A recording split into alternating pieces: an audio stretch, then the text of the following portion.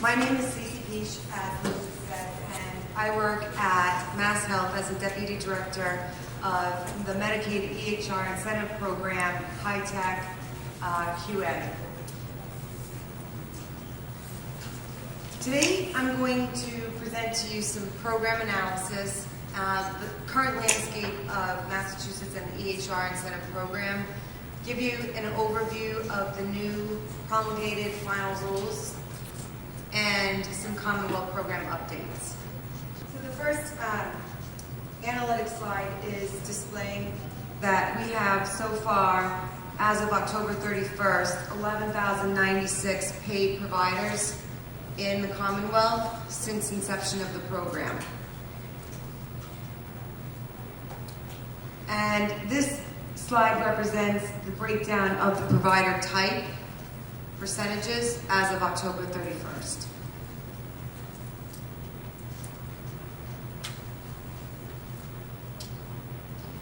So as we continue to move forward and the program matures through meaningful use, we have identified through the 2015 OIG work plan that there is increased oversight as the program matures around post-payment security and the technology around meaningful use. We are seeing simplification of the EHR program through the new final rule, and I'll go ahead and discuss it briefly, some things about the final rules. So, an overview of what the final rule does is that it aligns us to a full calendar year, and it streamlines, synchronizes on a single stage of reporting beginning in 2018, and it removes redundant, duplicative, and topped-off measures for us. This is as of today, this is the new federal timeline, participation timeline. So you can see here in 2015, you can attest to the modified Stage 2 rules with accommodations for Stage 1 providers. In 2016, we'll be using the new rules, and in 2017, you'll be able to use either the new rules or the Stage 3 rules. And in 2018, you'll be on Stage 3. And as you can see here, this is a representation of how the final rules have been streamlined, because the previous final rules had 17 core objectives, and now we go to 10 for the EPs. And then here's a list of the 10 here. And these include the one public health reporting objective. And these are the streamlining of the eligible hospitals. You can see in the previous rules we had 17, and the new final rule will have 9. So the Massachusetts, we're working very diligently with the new final rule, and I want to provide you some timeline information, some important timeline information. Currently, the rules will become effective December 15th, and any applications received prior to December 15th will be processed under the previous rule.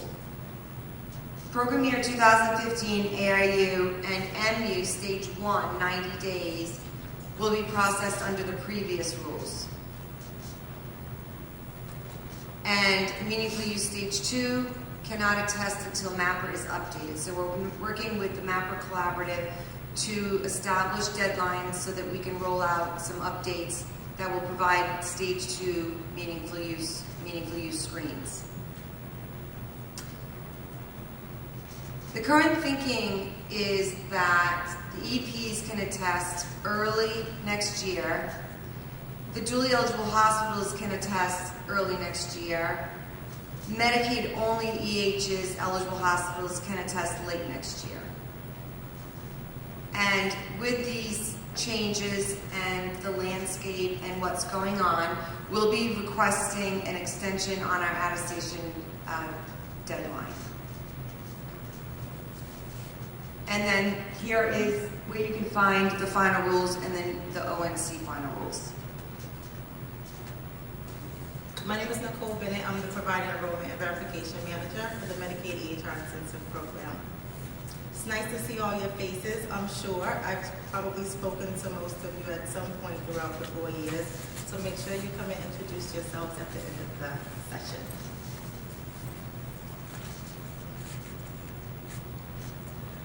Okay, some of the topics that we'll discuss is the Medicaid EHR Intensive Landscape, eligible provider types, the registration and attestation process, important timelines, the patient volume threshold, 2015 program supporting documentation requirements. I'll introduce the Reconsideration and Appeals Process and the payment adjustments. And please excuse me if I'm jumping around because there's a lot to discuss in about a half an hour, and I want to at least open up the floor for Q&A. So MeHI's role in the Medicaid program. Mass Health contracted with MeHI to set up a team to administer key components of the program. So when you submit your applications, they perform a pre-audit validation on specific data elements of your application in order to release an incentive. They also perform a enrollment and eligibility verification. Those are the two primary roles of a PEVA, Provider Enrollment and Verification Analyst. What we have found out is through the complexities of meaningful use, a lot more guidance is required through the attestation process. It serves as a conflict if the PEVA that is conducting the pre-audit on your application is also giving guidance on how to extract your data and giving guidance on the specification outlines. But we do have a separate team that can help you through those complexities, and that is our eHealth Services and Support team. Please feel free to call the MeHI hotline, I call it, and ask for a customer relationship manager.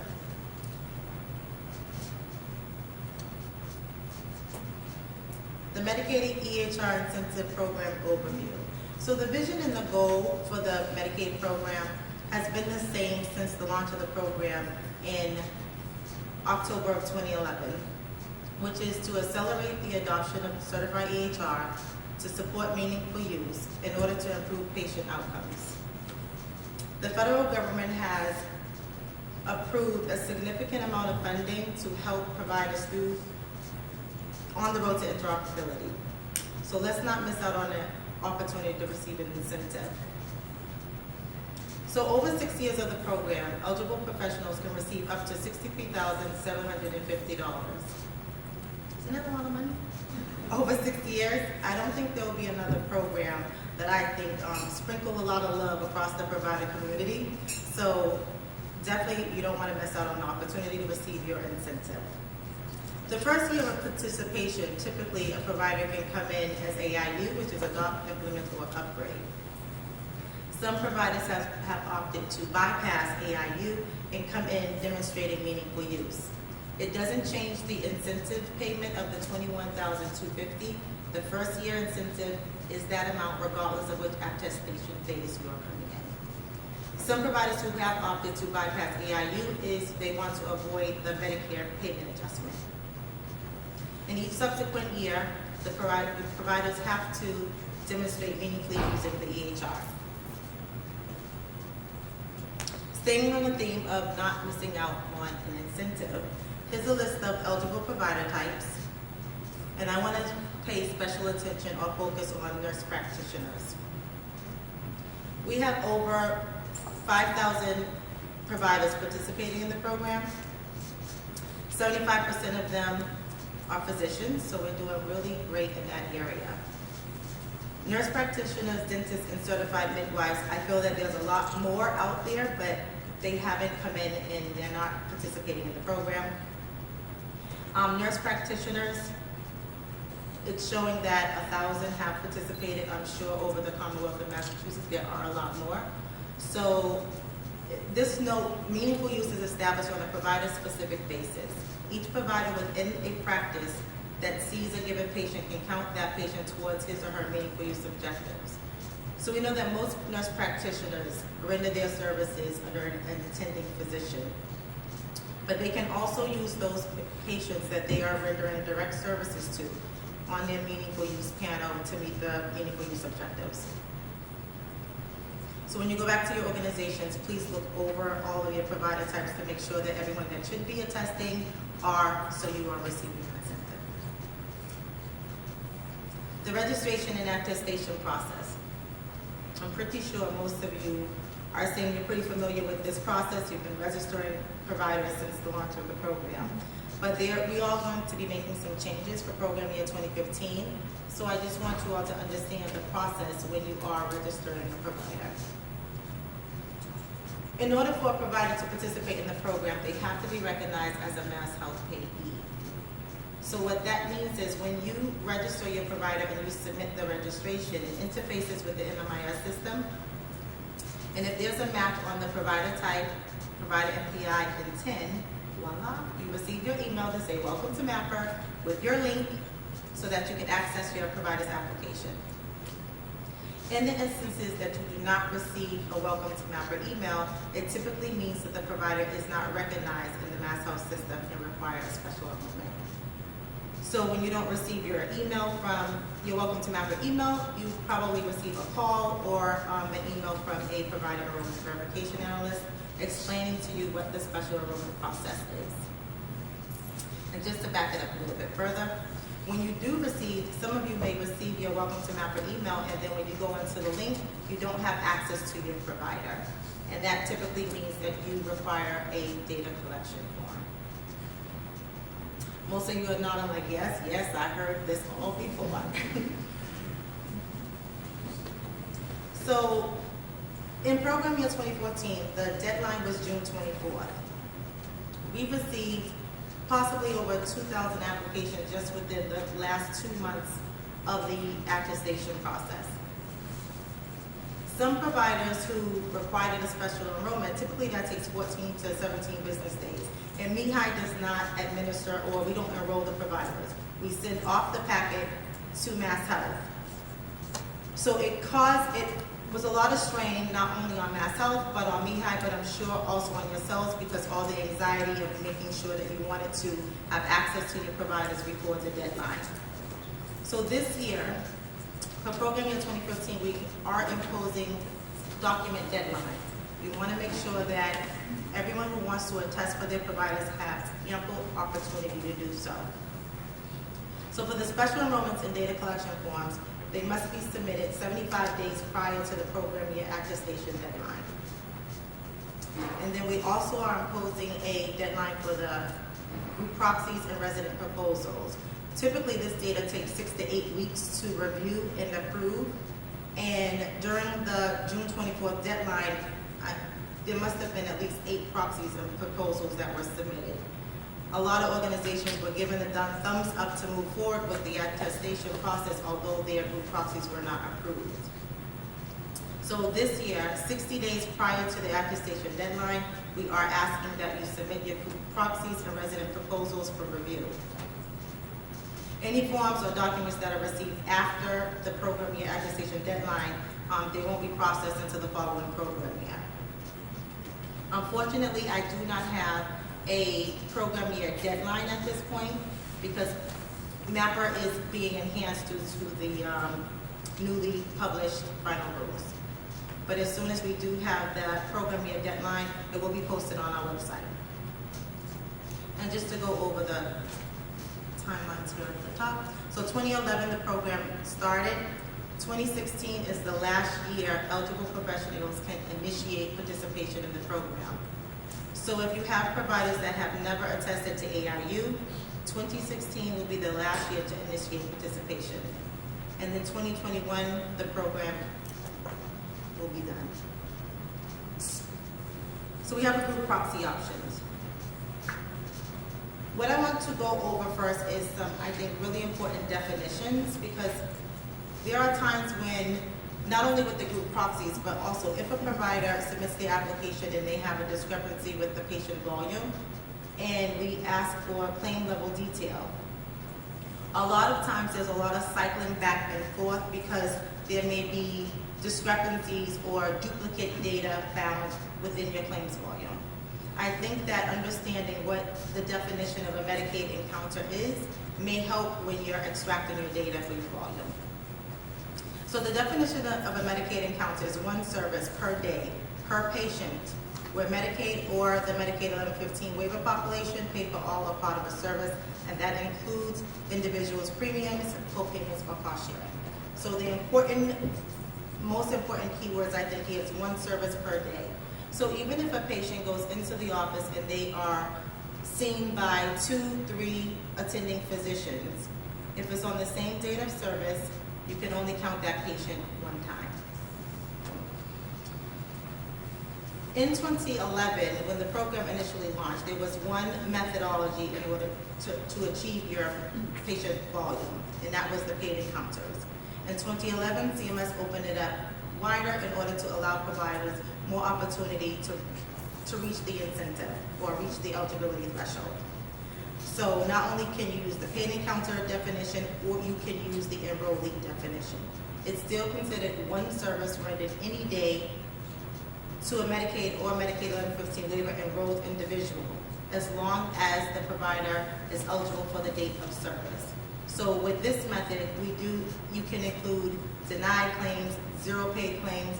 As long as the claim was not denied due to ineligibility, you can include the patient in your volume.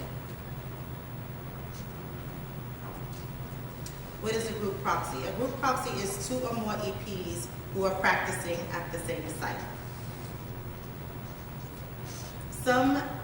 There's quite a few benefits to using the group proxy option. One is less administrative burden, multiple options, and quick for validation and easy auditable data trail. Sometimes it's also advantageous to use the group proxy option if you have a provider that just came into your office. You can use the group proxy in order to meet their eligibility threshold. Or if providers cannot meet the 30% or 20% on their own, you can use the group proxy option in order to achieve your 30 or 20% threshold. We have 4 different group proxy options. If you are a hospital physician organization, it's important to know which group proxy option is best suited for your organization. So for the medical group, if you have a group of eligible professionals who work at the same practice site, this is the option that would be best for you. If you have a group of eligible professionals who there's multiple MPIs or tax IDs, use this option. And then we have the outpatient clinics and the standalone clinics. Some key takeaways.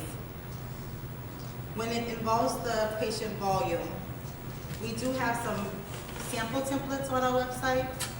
There's a lot of updates that have occurred to our website. We've heard a lot of feedback from a lot of the provider community about specifics that they want us to include on our website when it comes to supporting documentation. So please take a look because we have made some enhancements. When you're submitting your group proxy options or your claims level detail, please include insurance payer product key.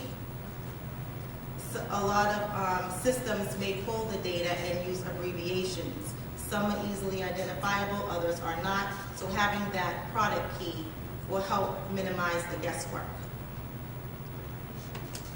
We also have on our website the 1115 waiver grid.